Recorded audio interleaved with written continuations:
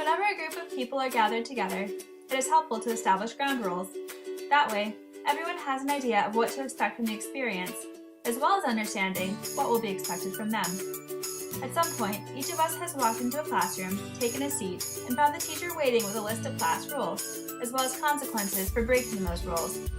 While this may be appropriate in some settings, we have decided to use a different method for organizing the Young Women's Camp experience. Within each of the cabins, campers will work together with their leaders to participate in a vision planning activity. Each camper will have the chance to contribute the things she feels will be the most important. This approach fosters a sense of teamwork. We want each camper to understand that her opinion matters. The first step of vision planning will be outlining the specific vision. Each young woman is encouraged to express what she would like to obtain from this camping experience. Some of the ideas will be thoughtful, and some will be silly, but the goal is to include as many of these ideas as possible. Some details might sound ridiculous, but welcoming personal expression allows the campers to truly feel their voices are heard. Any thought provided by the campers should be listed, provided that it does not go contrary to the gospel principles, and is also in harmony with camp guidelines. This experience gives the campers an opportunity to express their personalities, and gives the leader an opportunity to see them. As we move forward in establishing camp visions, they are not meant to replace existing camp rules. All campers must still abide by the rules of Seneca Lake Camp. Individual cabins, however, will augment their camp experience by clarifying their own vision and participation. The second step in vision planning is to list key behaviors that will help each group achieve their goals. These are a blend of basic and creative strategies that function as the directions or a list of how-tos. Suggestions for how to navigate interpersonal differences, keep a positive, upbeat attitude, and how to maintain a spiritual atmosphere will all be welcomed additions to this list. Your role as a leader in this process is not to generate the ideas yourself. The activity is meant to give the campers their voice. If they are struggling to come up with ideas, leaders can help to facilitate discussion. Please, however, try to refrain from writing down anything unless it has been voiced by the group.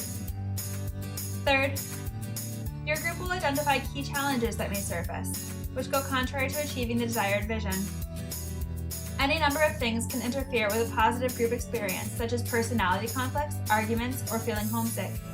Additionally, physical challenges may present, such as becoming tired, hungry, or dehydrated.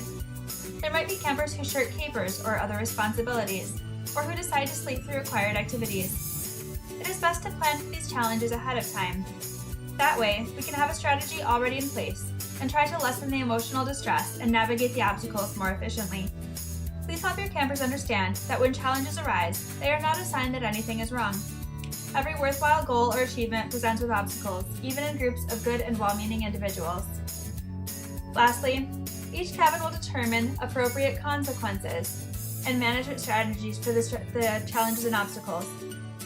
These don't have to necessarily be punishments, but some of them will be. Some examples might include activities that help campers calm down and work through differences. And some other ideas might include extra chores or acts of service. This is helpful because when it comes time to enact a punishment, everybody knows what to expect. This takes the pressure off of the leaders. You are not forced to make up punishments, and also, you are not the bad guy, since you are merely enforcing a consequence that was determined ahead of time by the entire group.